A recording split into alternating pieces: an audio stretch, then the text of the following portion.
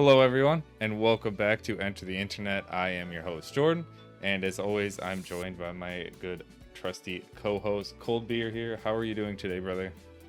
I'm doing good. How you doing?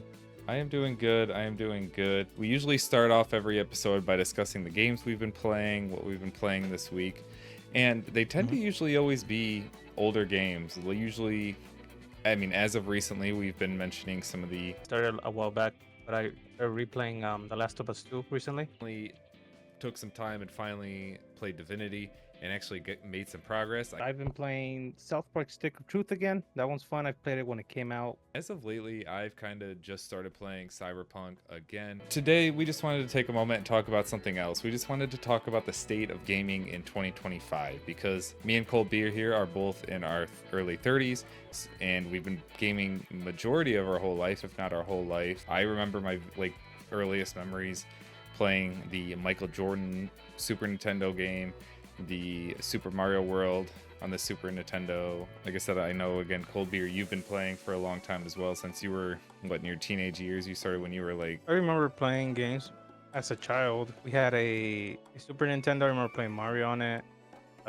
Eventually, I remember my dad buying a PlayStation 1. So basically, both of us, like I said, have been playing pretty much our whole lives. So we've seen gaming throughout the years. We've seen it progress from basically its infancy when it was kind of taboo to be a gamer to now, if you're not playing games, it's kind of weird, honestly. In today's generation and world, if you're not playing some type of game, whether some people just play sports games like Call of Duty and some people just play mobile games, and like I said, there's all sorts, like even grandmas, and like I know grandma's playing Farmville and Mm-hmm.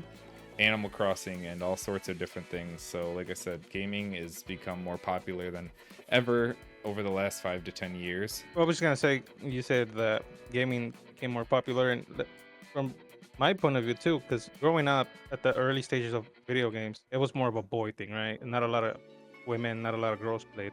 Mm-hmm. And now I got my niece running around asking me if I play Roblox, and she's 5 years old. So yeah, it's definitely been a change. No, like I said, it's been a generational shift, like you said, since we were kids about 20 years ago or so. And yeah, maybe we're just getting old. Maybe we're getting jaded. I mean, it's just, like I said, the state of gaming now is compared to what it was back then.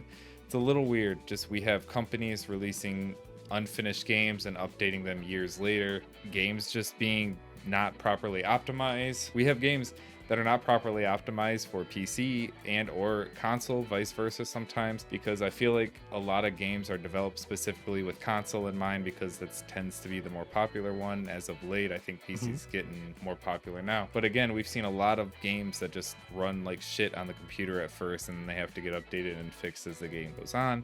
Or just games just not being fun anymore. It's, speaking of, like I said, games just not being fun anymore, we've had Cold Beer and I had a couple more videos planned. We were going to do a Monster Hunter Wilds beta video. We played that. We did one session and we weren't really impressed. We didn't really have anything cool to say about it. We weren't really drawn into it. So we didn't really make a video about it because, like I said, we just weren't into it. And same thing with Avowed. I've been playing Avowed in early access. It was on The early release, yeah. Yeah, the early release of it, and I've been playing it pretty consistently. Elden Ring kind of made me put it on the back burner, but regardless, I'm just not having fun with it. I went in, as Arvin mentioned before we got on, maybe I had a little too high hopes for the game because it was made by Obsidian, who made The Outer Worlds, Fallout New Vegas, some of the greatest RPGs in history, some would say. Some people say New Vegas is one of the best RPGs of all time, but that's a totally different video. Regardless, like I said, it's not drawing me in. I'm not having fun.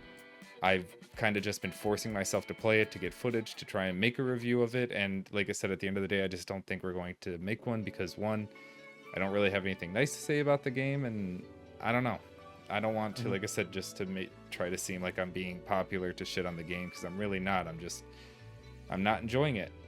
And maybe that's because I went from Red Dead Redemption 2 straight into Avowed, and obviously we know Rockstar storytelling and characters are much more compelling and interesting than apparently Obsidian's writing team can do. So we wanted to take kind of just a look, and I know this has kind of been talked about a little bit. I know there's probably lots of other videos on YouTube about it right now. Anyways, this is brought to my attention from a YouTube page, What Culture Gaming. They showed, like I said, a little bit more in depth, some stats on what people are playing, games before I think 2020, within the last year and last couple of years. So we'll post that up on the screen so you guys can take a look at it. But Cold Beer and I wanted to kind of take a look at our Steam year in review, and again, just kind of look at what we've been playing, obviously, over the last year, and see what newer games we've been playing, which, spoiler alert, is not really much. So I'll start with mine. I'll pull mine up and let's have a gander at it. So altogether, I played 16 new games, but that's not new games in 2024. That's just new games to me. The newest game I'd probably say would be Baldur's Gate, where that's most of my time. That was released in 2022 officially. That was 24% of my playtime. The next biggest one would be Elden Ring, and that was because of the DLC that was played. Obviously, that was released the game was originally released in 2022. And then the next biggest game percentage was Valheim. And if we look right here at my charts, we had only 5% of my game was playtime. I had in new releases, games released in 2024. 8% I had in games that were released 8 years or older, and 87 was from the last 1 to 7 years, which, like I said, that's mostly Baldur's Gate and Elden Ring. If we go ahead and pull up Cold Beers here, and he played a lot more games than me. He played 66 and 32 new games. Majority of that time was the same 3 games as me, and we probably played them all together, more than likely. Elden Ring with 32%, Baldur's Gate 3 with 19%, and Valheim with 6%.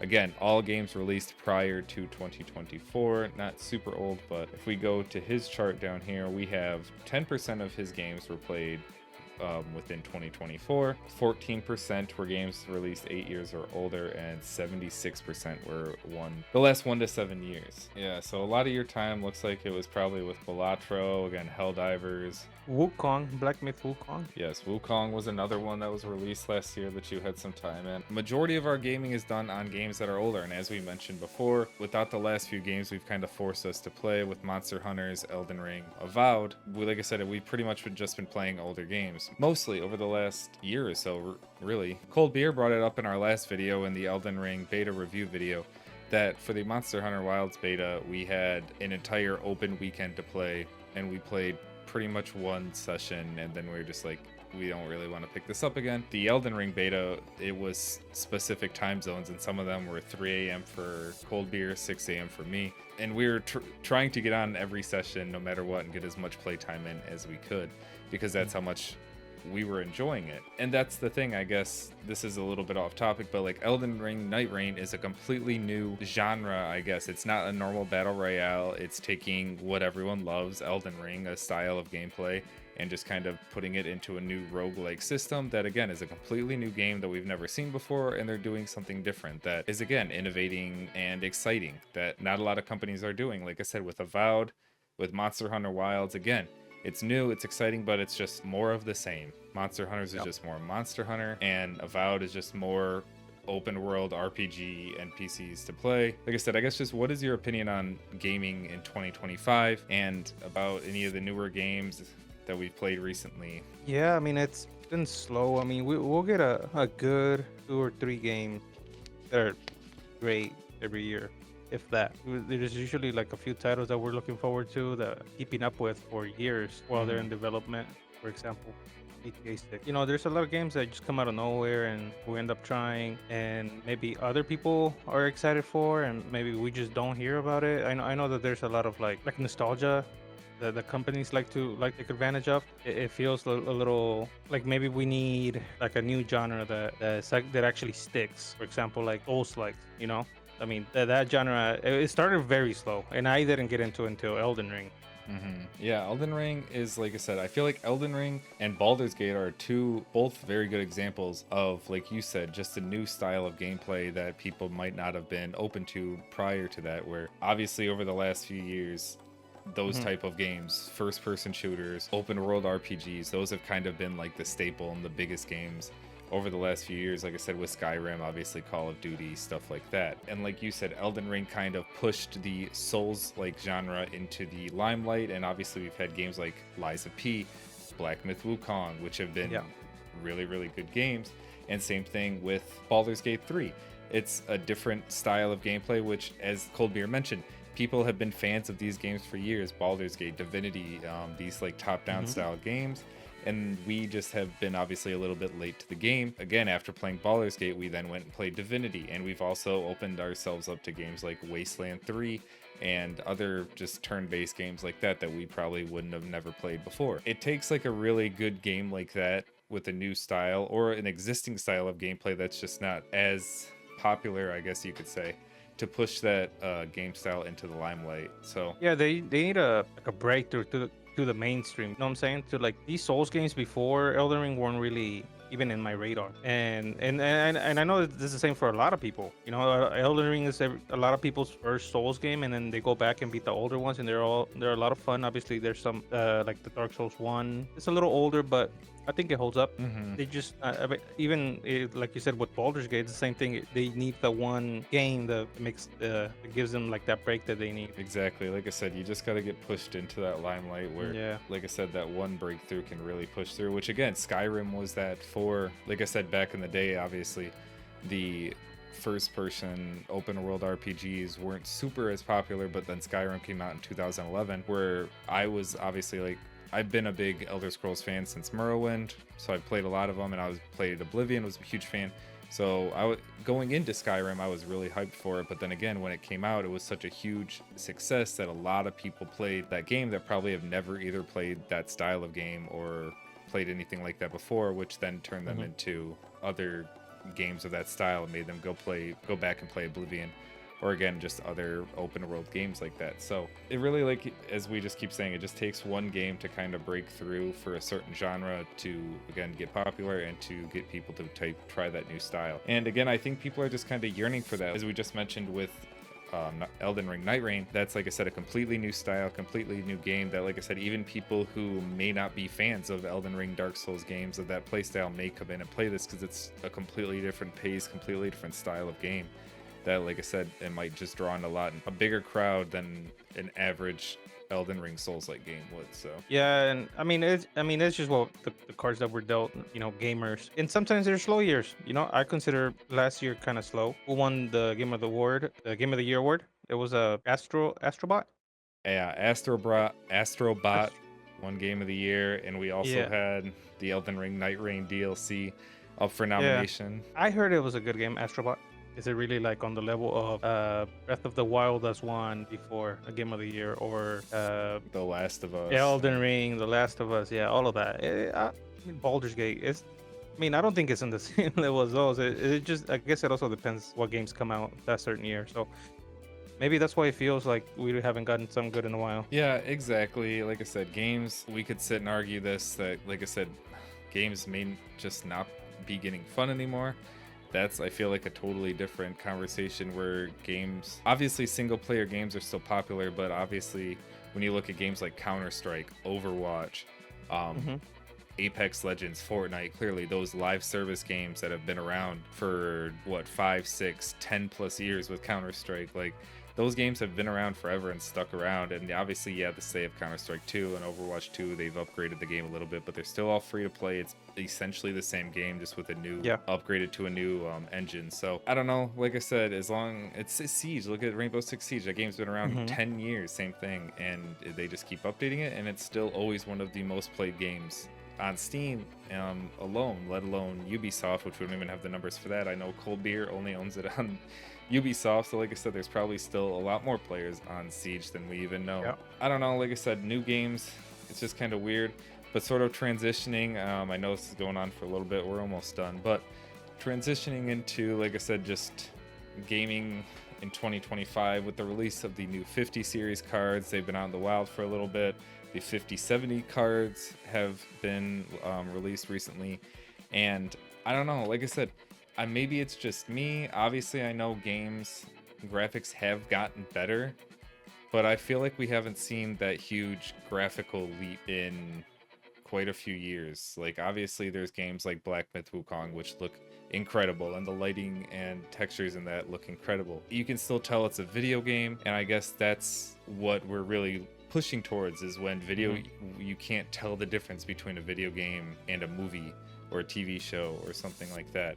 And I know we're still a ways off before we get that level of extreme, but as I just mentioned, I just don't feel like we've seen a huge graphical improvement. Like, I feel like when we obviously went from PS2 to the 360, like the 360 was a lot more smooth and you could see faces, where the PS2 and original Xbox were still kind of blocky. Obviously they got a little bit more real, but it was still less polygons, I should say, not enough shapes. And like I said, the 360 PS3 era, we got a little bit more. Then I remember the PS4, where you could start to see sweat on players in NBA and the hair start to move on players. And so again, you start to see these little improvements. But now I feel like, what are some of the most graphically impressive games? Obviously Red Dead Redemption 2 is one that came out in 2018. As I mentioned, Black Myth Wukong, that's another visually impressive game. Yeah, I mean, Last of Us, Last of Us 2, the first one that looks really good too. The newest God of War looks really good. So I mean, there's definitely games that look really good. I don't know if we're ever gonna break through to like make the games look realistic. We always Like, get those NVIDIA demos where, like, when they release a new graphics card, they show the visual sure, yeah. possibilities. Like, I remember when the RTX first came out. Do you remember that video with, like, it was like a space guy with a helmet and it was super reflective? And like, that was all obviously generated on using NVIDIA graphics and everything, and that looked extremely incredible. And this last one they just released for the 50 series, it still looked, like I said, it's incredible, but like, as we keep saying, you can definitely tell it's still just a video game, I guess. It's all. I mean, it has to do with the market, what the consumer's gonna buy. If you look at the hardware statistics for Steam, what's the the most popular card, the video card that's used? Probably like a 1080 or maybe like a 3060, 3050, something like that. When you're developing a game, you want the biggest audience, right? You want the biggest piece of the pie. You want to be able to sell it to console players. You want to be able to sell it to people that have the 1080s and the 3060s, because there's more of those people than the high end, than the people that have the high end stuff. So we're probably being held back mainly by hardware. Consoles, I mean, That's you just mentioned consoles. That's kind of goes back to what I mentioned earlier, where a lot of games are developed specifically for consoles and they're optimized more for consoles, like you said, because they want the games just to pop up and run fine. They don't want to have to mess with. yeah, they don't want to investigate like, oh, this game is crashing with 3070s only. Now they gotta specifically find why the 3070s are crashing. It's just like, again, even this new generation of consoles gets held back by the previous generation. You know, if you're gonna make a game, if you're gonna develop a game, you want the most. I don't know how how to explain it, but you want like the biggest market of people to play, as you mentioned. And I guess to conclude this video, my final thought is, like, as we just keep saying, graphical power being limited by consoles. And I think until we get the next console life, the next series of console hardware out there, that, like I said, we're going to be limited with graphical power, I guess you could say. Like I said, especially with the new 50 series relying, this is again a whole different video, but the 50 series relies more on AI than physical power. And there's tons of videos going around right now on Reddit, YouTube, TikTok, all over, showing the raw performance of the 5080, 5070 versus like a 9080 and a 1080 Ti, with just like the raw power without the AI generation. And it's almost the same. Obviously it's a little bit better, but it's still just, I don't know, it's kind of sad. And like I said, I'm very glad I didn't try to go and get one of the 50 series cards, and I'm sticking with my card. So, Cold Beer, do you have any final thoughts, like I said, on just the state of gaming in 2025 and any, I guess, hopes for the future? You gotta I mean, you have to be patient. You gotta remember that consoles just got 60 frames. You know what I mean? So it's just gonna take time. I mean, if the game is good, you don't need it to look good. You know, there's games that are indie games that I've put hundreds of hours on. Old games that you enjoy, you can also keep playing them. There's nothing wrong with that. Exactly. But I guess the name of the game here is just waiting, and patience is the only thing that we can do. Yeah, that's about it. Yeah, of course, I'm not trying to say playing old games is wrong or anything like that. I'm just, like I said, stating that people would prefer to play games released within the last few years as opposed to within the last couple years. Yeah, there's nothing wrong with playing older games. I still play Overwatch. I still play, even to go further back, I play Metal Gear Solid 2. It's just what you like, and everybody's different. Yeah, But I'm not at the trying end to of the yuck someone's young, you know. no, no, no, yeah. I think all of us here play older games. But Yeah, I wouldn't hold your breath for realistic looking graphics. Just keep breathing. just keep breathing, just keep waiting. Like I said, I'm not expecting it anytime soon. I don't think I shouldn't. I know we're pretty far off, but I just would like to see a little bit of graphical improvement. And like I said, I think we've kind of hit a plateau, a little bit of a standstill over the last few years. But let us know down below in the comments what you think. Do you think there's any games that have stood out graphically to you, or are there any games released within the last 2 years that you've just been playing nonstop and you can't put down? Please let us know down below. As always, thank you for watching. We appreciate it. Make sure you like and subscribe, and we'll see you in the next one.